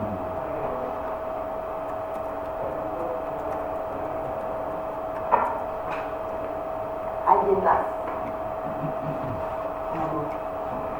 Bueno, a mí me pareció interesante, gracias Miguel, gracias Viviana por estar acá. A mí me pareció interesante leí el escrito, el artículo de Miguel, y a mí me parecía muy interesante que plantees este desarrollo que han tenido las ONGs en esto que se llama la diplomacia ciudadana, ¿no? Sin duda, yo creo que hay un avance muy significativo, pero también leí los retos y los problemas que existen y por lo menos en el tema que estamos abordando el día de hoy, existen como grandes lagunas de la sociedad civil en donde podamos verdaderamente incidir en las agendas públicas y en las agendas y en las políticas gubernamentales, ¿no? Entonces me pregunto, tú hablabas un poco de los cómo, ¿no? Si hay algunos mecanismos, porque no se traducen de manera inmediata, porque existen muchos, a veces, no sé, vacíos, ¿no? Voy a mencionar uno que a mí me llama mucho la atención. Hemos estado insistiendo desde el plano de la academia, aquí en la UPN, y también desde la sociedad civil, en donde no podemos seguir llamando o concibiendo el trabajo de la educación de las personas jóvenes y adultas como rezago educativo. El rezago educativo, pues ya hace muchos años se dejó atrás, y hoy el lenguaje internacional, cual también México hace adhiere, es educación a lo largo de la vida. ¿Por qué? Porque le da una amplitud mucho más grande en el sentido de lo que tenemos que hacer en materia de educación de adultos, que era precisamente lo que Viviana nos planteaba en términos del reto educativo. Sin embargo, no pasa por ahí. Y entonces es como infructuoso pensar en para qué estamos, un poco lo que tú planteabas, ¿no? ¿Será que tendremos que seguir insistiendo para que haya una apertura? ¿Cómo se puede hacer? ¿Cuáles son los mecanismos de mayor incidencia que se pueden tener? Esa es una. Otra que me gustaría preguntarles, si hay un observatorio ciudadano para el seguimiento de los cumplimientos por país, por región, para el POS-15, ¿se ha pensado en esto? ¿Hay formas de participar? Y bueno, no sé más. Si quieren con estas tres, Malú Valenzuela. si quieren damos una ronda de respuestas a estas y podemos hacer otra después de nuestros compañeros que están en línea. Pues bueno, para la primera pregunta creo que la respuesta es muy difícil. Las negociaciones internacionales son muy difíciles. Lo vemos en el tema del cambio climático, que cada año se hace una COP, una reunión de las partes, una conferencia de las partes, perdón, ¿no? Y no se llega realmente a ningún acuerdo, ¿no? Para terminar con el problema del cambio climático, ¿no? Pues no queda más que la negociación, ¿no? Es difícil. Hablando de organismos financieros internacionales, al menos en el Fondo Monetario Internacional, ya hay países como China e India que tienen mayores cuotas, ¿no? En procesos de toma de decisión, ¿no? Pero igual siguen quedando en los países grandes, ¿no? Y sí, sin duda las negociaciones internacionales son muy difíciles. No sabría, por ejemplo, una respuesta concreta, tú que tienes más experiencia en el ámbito internacional, ¿no? Pero bueno, sin duda creo que es fomentar más la negociación, llegar a entendimientos comunes. Yo creo que un temor que podemos tener frente a esta agenda es que no creo que se llegue a mínimos comunes, ¿no? Para implementar la agenda, ¿no? Como vemos, la propuesta de ODS es más transformadora que la propuesta más bien que los ODMs que se plantearon en el 2000, ¿no? Pero no queremos correr ese riesgo, ¿no? De llegar a mínimos comunes. Hay temas en la negociación que de plano los países dicen, este tema no entra, por ejemplo, el tema de Estado de Derecho, ¿no? Porque los países desarrollados lo ven con una perspectiva, ¿no? Muy enfocada a la solución de conflictos internos. Ciertos países lo ven como una injerencia, ¿no? A fiscalizar si son democráticos, ¿no? En el caso de México, México lo ve como el Estado de Derecho como un habilitador para el desarrollo, donde se cumplan las leyes, ¿no? Para el desarrollo, ¿no? Para la justicia. Entonces, son temas que son difíciles de negociar, son difíciles de abordar, y lo que queda es que no quedan en las negociaciones, ¿no? Entonces sí es un riesgo, ¿no? Para la negociación internacional, y sí creo que es una respuesta poco halagadora, ¿no?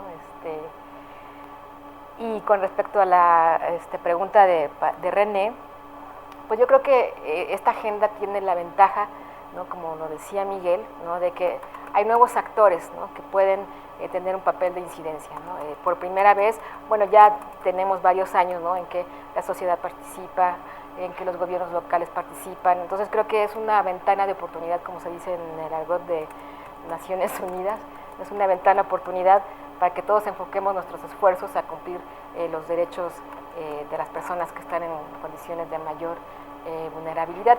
Y ahí todos tenemos responsabilidad, gobierno, sociedad, ¿no?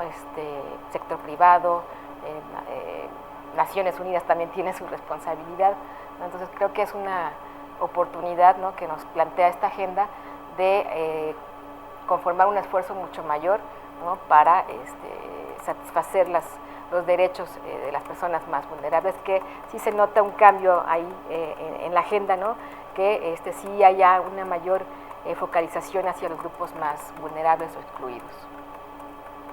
De Héctor, sobre el rol, el papel que ha jugado Estados Unidos en muchas, porque no es una, lo que pasa es que habría que ver retos, alternativas.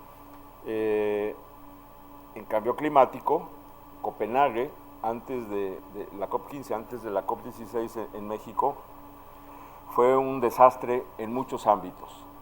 Fue un desastre de organización, fue un desastre de participación, ni siquiera los gobiernos podían entrar a sala, menos las organizaciones civiles. ¿Cómo se decía, cómo se verbalizaba, cómo se diagnosticaba? Se rompió el espacio multilateral. A mí me tocó ir a la preparación de la reunión de aquí, de Cancún, a Bolivia, y yo oír a Evo Morales y al presidente Chávez, en aquella época, diciendo cómo reventamos México. O sea, si Copenhague fue un desastre, vamos a México a acabar de reventar. Lo decía frente a la gente de Naciones Unidas, frente a Alicia Bárcenas. Inmediatamente un grupo de países preocupados por esa manera de ver el proceso multilateral, dijimos lo que hay que hacer es dejar claro que la tarea que tiene México como anfitrión es reconstruir el espacio multilateral, la confianza en un espacio, el único que hemos creado hasta la fecha, que se llama Naciones Unidas. Le guste a unos o no, es el que hay, perfectible, todavía necesariamente, ese es otro tema para otro seminario, la reforma a Naciones Unidas, en donde hay mil cosas que poner sobre la mesa, pero es lo que hay. Entonces, me parece que reconociendo muy bien las dificultades, los movimientos de países y no nada más de uno, obviamente habría que ver temas y países y cómo se acomodan, y cuál es el comportamiento de los BRICS, tema interesantísimo. ¿Dónde está la Alianza del Pacífico que está promoviendo México junto con Chile y con Perú y Colombia? ¿Y cuál es su rol? ¿Cómo pueden jugar los pequeños, los chiquitos frente a visiones desde arriba, impositivas, etcétera? ¿Cómo se dan las posibilidades de recuperar lo multilateral? Y ni más ni menos, la Agenda Post-15 es la oportunidad de recuperar el espacio multilateral en donde no se impongan ni de un país ni de varios posiciones sobre otros. Por eso la negociación de la que nos habló Viviana con mucho detalle es tan rica, tan interesante, tan diversa, tan cambiante. ¿Cómo vamos a ver a India y a Brasil jugar en esta idea de que son dos carriles, lo medioambiental por un lado y el desarrollo por otro? Y posiciones, entre otras, la de México, y jugando cada vez más fuerte, tiene que haber una sola agenda integrada y no hablar de lo medioambiental separado de lo social y de lo económico. ¿Y cuál es el papel que van a jugar entonces, no nada más países como Estados Unidos, sino, insisto, Brasil y la India? Espero que no haya nadie de Brasil ni de la India en esta sesión, o que no nos estén viendo en internet allá, pero se enteran porque finalmente es parte de la discusión en Naciones Unidas, ¿no? Bueno. Menos mal. Yo creo que es un tema importante para, con esa mirada, leer los periódicos, como bien se planteaba al inicio del planteamiento. Con esa mirada ver las noticias, con esa mirada ver la realidad y entonces poder suponer, imaginar qué es lo que están haciendo, reagrupándose países, bloques para tener determinadas posiciones. A mí me parece que eso es lo rico de la lectura de la política internacional. Uno es actor finalmente leyendo, está opinando, está pudiendo tener una reacción. Y si además eso lo puede transmitir con los alumnos, pues qué mejor tarea. Porque no necesariamente, seamos realistas, nuestros alumnos, nuestras nuevas generaciones están en esta aptitud, en esta búsqueda. Parecería que llegó para quedarse y da lo mismo si es uno o es otro. Me parece que una lectura inteligente, comprometida, con visión, como la que se puede hacer de los movimientos, posiciones de países, bloques, causas, cómo se están dando los procesos, son procesos, se gana, se pierde, se avanza, se retrocede. Y eso me parece que es un enorme valor para quien tiene la tarea de educar. Lo que plantea René es interesantísimo. En el fondo, si el mundo que queremos no se le pregunta a los pobres, pues efectivamente estamos ante una ausencia. Como es muy complicado para hacer el Plan Nacional de Desarrollo consultar a todos los mexicanos, ¿a quién se consulta? Pues a los que están elaborando, están recogiendo justo esta ida en carretera y consulta a comunidades que son las organizaciones civiles. Es lo que hay. Volvemos a la pregunta, ¿y quién de la sociedad civil? Híjole, pues no los conozco a todos, como dijo, ¿no? Pero hay quienes ya están representando estos diagnósticos y están diciendo, esto es lo que están reclamando, esto es lo que están esperando, este es el mundo que quieren las organizaciones. El otro día sacábamos también a colación, a raíz de la Agenda Post-15, las encuestas que hay de la felicidad. Parecería que es una cosa menor, pero se empieza a investigar ya en las encuestas cuáles son los grados de angustia de los ciudadanos en países y los grados de felicidad. Y son otras maneras de tener indicadores. Aquí me van a decir que ya con los que tenemos es más que suficiente, pero empieza a aparecer que las encuestas de dolor país, categoría que no necesariamente se acostumbraba a usar, pero a mí me tocó verla ya en la crisis argentina financiera, que se empezaba a hablar no de riesgo país, que es la categoría económica, sino de dolor país. Y que también se empieza a hablar de felicidad. Y la medición de la felicidad, es otra pista interesante, empieza a ser cada vez más socorrida por instituciones serias que están midiendo o decepción o depresión y causas de ellas, pero también causas de felicidad. ¿Qué es lo que hace contento pone contento a un país? Me parece que ahí hay una línea interesante. Yo no dejo de mencionar el tema de la autopista por otra razón, no nada más por la posibilidad de ver la pobreza, la medianía y digamos el progreso, sino la vinculación de la autopista, de la infraestructura física con las otras agendas, que es lo que nos permitiría, lo que nos abriría la Agenda Post-15 en esta visión de integralidad. ¿Basta la carretera, el camino pavimentado, llano de lodo a la escuela? ¿Eso es suficiente y decimos ya cumplí? No, junto con eso está la construcción de la escuela, junto con eso está la modernización de la escuela, junto con eso está el tema de la infraestructura, las herramientas también de lo que se está hablando, junto con eso está el tema de la alimentación de los educandos, junto con eso por supuesto está el tema de la formación y la permanencia del docente, y está el otro gran tema que es la currícula, el programa permanente de educación. O sea, si no vemos el asunto de manera integral, y ya no hablamos del transporte, porque para qué queremos escuela muy bonita, si queremos la autopista, si queremos todo lo demás, y no hay cómo llegar porque tiene que caminar 8 horas. Y hablamos de historias reales, ¿no? Sabemos muy bien de lo que significa caminar para la escuela en Zongolica, por recordar un caso. Entonces yo creo que la visión de integralidad que plantea la posibilidad de la Agenda Post-15 me parece que nos habla de eso. De eso también habla este documento del que tanto hemos hablado, que ya entró justo en este tema de no desligar un tema del otro. Rompamos los carriles separados. El tema de Malú, las dos cuestiones, el tema de los mecanismos para tener una mayor incidencia. Yo creo que los están construyendo las organizaciones. Dentro de este capítulo de Diplomacia Ciudadana, y muchas gracias por leerlo, yo pensaba que solo mi tía lo había leído, ya veo que por lo menos tengo 2 lectores. Hombre, muchas gracias. Es una sistematización sin ningún otro objeto que ver qué ha pasado para no olvidar. Venimos de historias de desencuentro.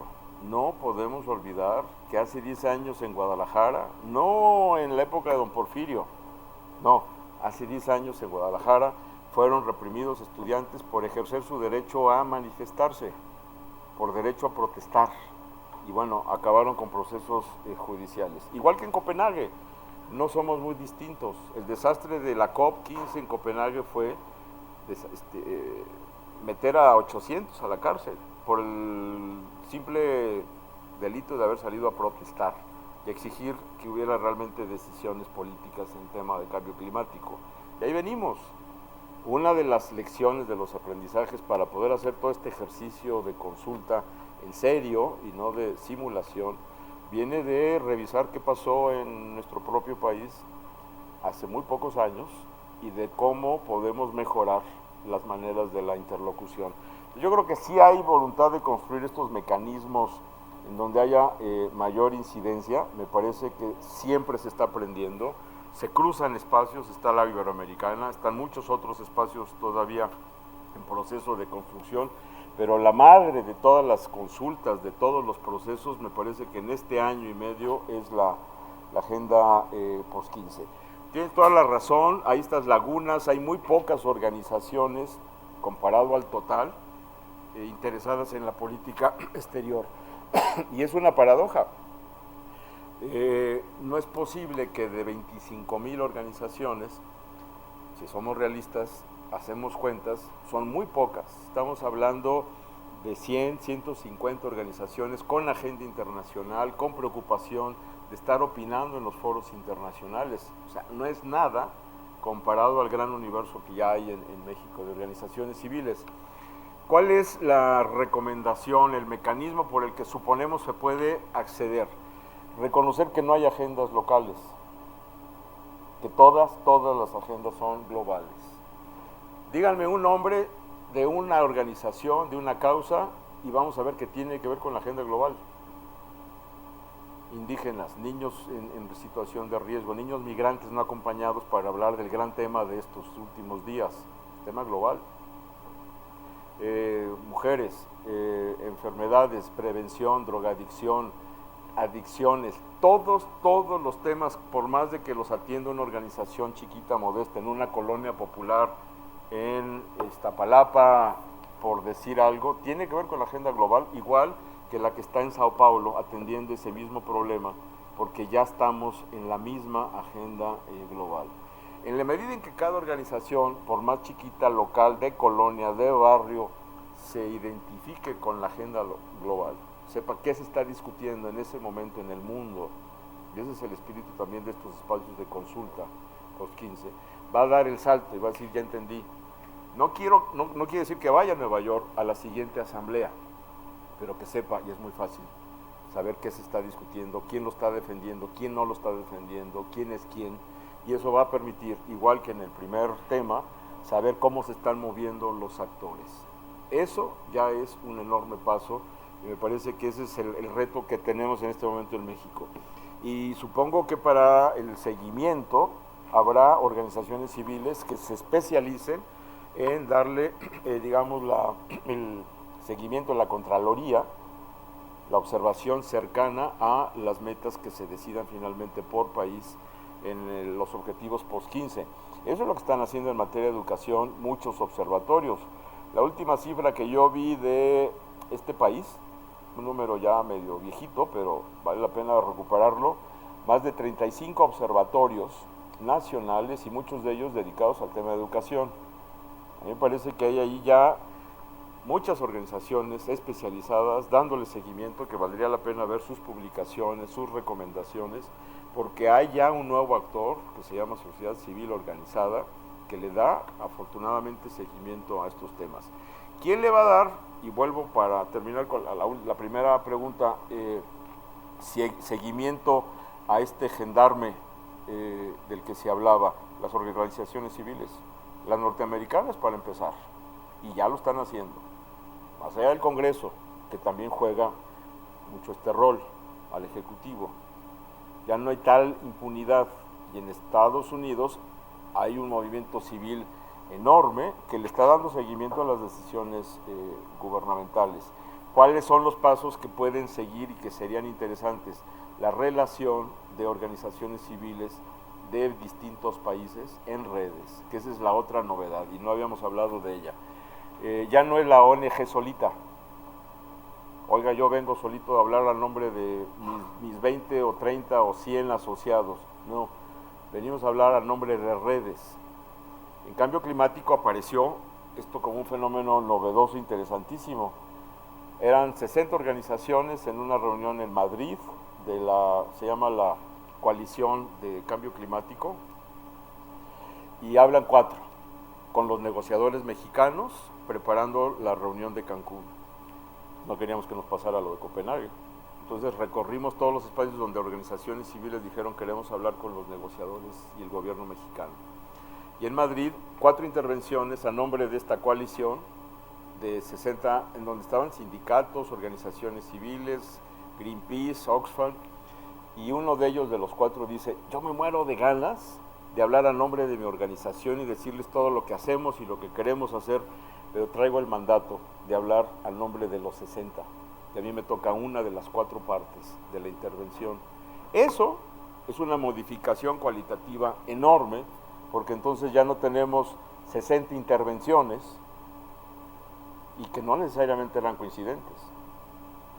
Ahora tenemos consensos de redes hablando a nombre de grandes colectivos, de grandes conglomerados, y eso me parece que es una de las mejores novedades. En el momento, y ya con esto sí termino, de que esos grupos colegiados, corporaciones por país se empiecen a ligar a otras corporaciones de otro país, ahí va a haber equilibrio, ahí vamos a tener otras voces en una nueva diplomacia que no es gubernamental, sino que es diplomacia ciudadana, civil, organizada, y miren que sí puede parar cosas.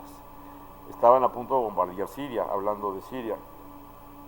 ¿Y qué fue lo que lo paró? La opinión pública mundial, que es un nombre muy abstracto. Entre otras cosas, organizaciones civiles que tenían pruebas de que no eran necesariamente culpables ni los de un lado ni los del otro, sino ambos bandos. Y a mí me parece que esa es una novedad. Hay un nuevo actor que trabaja con la prensa, que sí sale en tele, que sí declara, y que está diciendo las cosas no son tan así como lo está diciendo tal capital, ¿no? Pasamos a una siguiente ronda, ya tenemos 2 comentarios en línea. 2 preguntas del personal de NEA, Dirección Académica y Servicios Educativos del INE del DF. La primera es, ¿qué tiene que hacer México como gobierno para lograr sus propias metas de alcance educativo? La siguiente es, México debe integrar estrategias desarrolladas con todos los sectores alcanzables, bien planeadas, concretas y con reglas y procesos claros, ya que actualmente caminamos por separado y no se logran los resultados. Esto es un comentario del mismo personal de línea, de la Dirección Académica y de Servicios.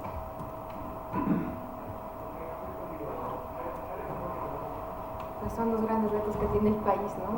Primero, ustedes tendrán más elementos para analizar la reforma educativa, ¿no? Pero a mí me parece que algo que tiene que hacer México como gobierno es fortalecer más las estrategias basadas en el principio de equidad, ¿no? Para que la educación sea más inclusiva, ¿no? Bueno, ese es mi punto de vista personal, ¿no? Pero creo que ese es un gran reto que tiene el país y sobre todo las instituciones que como ustedes se dedican también desde la investigación, ¿no? A la aplicación, ¿no? De la política educativa, ¿no? Y la otra pregunta, ¿qué decía? Sí, es un comentario. Ah. México debe integrar estrategias desarrolladas con todos los sectores alcanzables, bien planeadas, concretas y con reglas y procesos claros, ya que actualmente caminamos por separado y no se logran los resultados.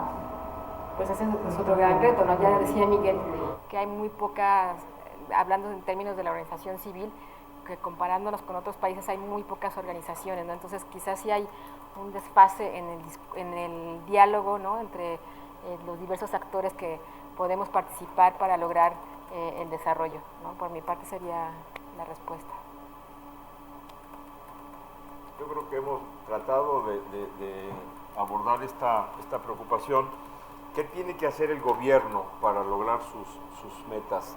Primero, me parece que son metas compartidas, no son metas de gobierno. Estoy entendiendo que la pregunta tiene esa intención, de metas en materia de educación. ¿Qué debe hacer el gobierno? Viniendo no del área sustantiva que promueve la educación en México, sino de la Cancillería, y en particular del área que trabaja con organizaciones civiles, me parece que lo que tenemos que hacer es más o menos lo que hemos venido discutiendo en estos últimos años, es primero reconocer que el gobierno solo no puede cumplir con las metas del país, no nada más del gobierno, sino las metas del país, porque son metas de Estado. No son posibles de cumplir solo con una decisión de gobierno administrativa y que requiere a otros actores. Requiere al actor civil, requiere al actor empresario, requiere la asociación para poder enfrentar los temas de calidad, los temas de cobertura, los temas de continuidad, los temas de permanencia. Yo creo que otros actores ayudan para enriquecer, para llevar mejores prácticas. Esto que estamos tratando de hacer para la Iberoamericana, ¿dónde están las mejores experiencias de innovación en educación del sector no gubernamental, para atraerlas y convertirlas en política pública? Eso es lo que creo que tenemos que hacer como administración pública, como gobierno. Reconocer, no es sencillo. Reconocer quiere decir darle valor, reconocer quiere decir oírlo, reconocer quiere decir darle lugar, dejarlo opinar, dejarlo ser. Y me parece que esa es una tarea para contestar esta pregunta, ¿qué se tiene que hacer? Y luego, finalmente, fomentar. Hasta ahora parecería que estamos más bien pues esperando que alguien aparezca y levante la mano, se acerque y diga, yo traigo algo, pero parecería que estamos atrasados en el fomento, en el generar condiciones para que sigan apareciendo organizaciones especializadas, capacitadas, con posibilidades de recomendar, de colaborar, de co-dirigir, de corresponsabilidad finalmente. Esta idea de la corresponsabilidad me parece que tiene mucho que ver con la pregunta. ¿Qué hacer? Darle lugar a la corresponsabilidad. No solo el gobierno puede resolver las cosas, necesita de los otros, y los otros son las organizaciones civiles, especialmente las dedicadas en este tema de educación, y obviamente el rol que pueda jugar el sector privado. Hacia los temas del milenio y de post-15, sí se han abierto polémicas en la sociedad civil. Me parece que sería necio ocultar que ha habido debate, porque muchas organizaciones han dicho, ¿y qué rol tiene el sector privado? ¿Y por qué tenemos que meter al sector privado? Bueno, porque el sector privado colabora en el diseño de programas que pueden generar empleo y que pueden generar una mejora en la educación. Tampoco es tema de este encuentro, pero sí, evidentemente, no lo podemos negar, ha habido una discusión que me parece que da para mucho y que vale la pena continuar, para poder identificar las alianzas y para poder encontrar los caminos de trabajo a futuro. Yo creo que eso es lo que podríamos contestar. Pues sí, aquí hay una última pregunta y ya vendríamos al cierre. Tengo como dos. Me gustaría que se pudiera plantear cómo dar seguimiento a esta reunión, porque me parece que sí hay muchos debates que se pueden meter. Una pregunta más. ¿Se la leo o se la? ¿Se puede aplicar como política pública el condicionar los apoyos económicos a que la gente con rezago educativo siga estudiando? Sigue siendo una pregunta del personal del INEA, de la Dirección Académica y Servicios Educativos del INEA del DF. Bueno, yo creo que mucho se ha reconocido que, por ejemplo, países como México y Brasil, estos programas de transferencias condicionadas, ¿no?, han sido un éxito para reducir la pobreza, pero creo que debemos de transitar hacia un enfoque más o unas estrategias de desarrollo social más enfocados en la perspectiva de derechos humanos, ¿no? Quizás, bueno, ya la reforma que se hizo al artículo 1 de la Constitución habla de eso, ¿no?, de cómo ya los derechos, bueno, los derechos humanos están ya integrados en el artículo 1 y cómo hay todo un andamiaje institucional internacional de derechos humanos que los países tenemos que adoptar, y creo que tenemos que transitar en nuestras políticas públicas de desarrollo social, ¿no?, hacia cumplir derechos de las personas, ¿no? No sé si respondí bien a la pregunta, ¿no?, pero creo que las políticas públicas, esa es la tendencia, ¿no? Esto que se llama la nueva generación en desarrollo social va justamente encaminada hacia eso, a que se cumplan los derechos humanos. Bueno, ya tenemos que empezar a cerrar porque se termina la transmisión y nuestro horario. Muchas gracias por sus participaciones. Yo creo que se quedaron muchos temas que quisiéramos comentar. A mí me gustaría, si puedes recordar, Miguel, porque creo que será de interés para nuestros participantes, nuestros compañeros que nos escuchan, ¿cuál sería el mecanismo? Porque para poder realmente mandar propuestas, para ser escuchadas, consideradas en esta cumbre iberoamericana, y también con miras a después también pues ir viendo cómo se puede posicionar. Muchos de nosotros tenemos experiencias de que hemos participado en muchos foros del Plan Nacional de Desarrollo y demás, y las propuestas quedan en el aire, o sea, no son consideradas, ¿no? Reconociendo que en particular sobre educación de personas jóvenes y adultas. Entonces, bueno, yo creo que esta invitación que tú nos haces, esta nueva apertura que existe, que sí hace un cambio importante, como lo mencionaba muy precisamente Viviana, de que, bueno, hay un interés en que todos estos nuevos objetivos de desarrollo sostenible para el post-15 sean realmente el resultado de espacios más participativos, llamémoslo así, ¿no?, con diferentes voces y demás. Y tú nos abrías la posibilidad, porque bueno, tenemos compañeros de ONGs que nos están escuchando, nosotros también somos parte de redes, que trabajamos con organismos de la sociedad civil en educación, que creo que sería de gran interés, porque sí hay una actitud proactiva, yo diría, ¿no?, de muchos espacios, de universidades, de estudiantes, de sociedad civil, de ir levantando la voz con propuestas concretas basadas en experiencia, ¿no? Yo creo que eso sí es algo distintivo, que lo que a veces sí ha sido la experiencia es que uno participa en esos espacios que te abren, pero las cosas no bajan, como decimos, o no suben, ¿no? Cualquiera de las dos.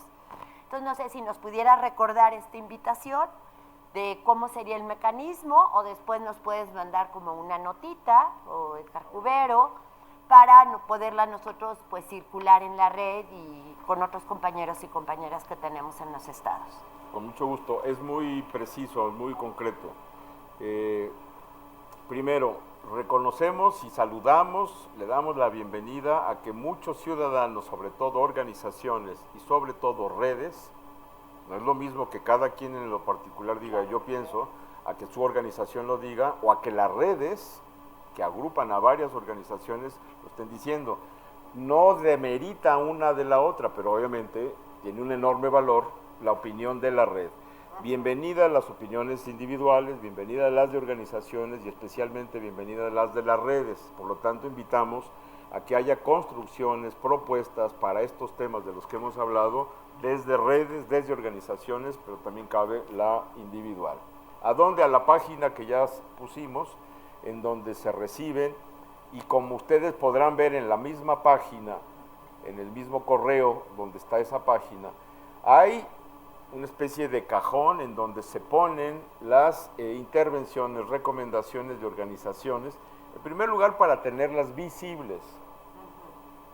¿De qué nos sirve que estén en X estado trabajando en una red sobre tal tema y que digan tenemos muy buenas propuestas si nadie las conoce? Claro.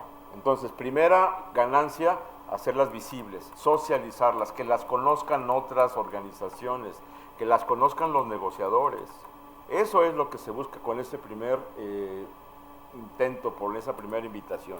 Segunda, hay muchos eventos, hay muchos procesos.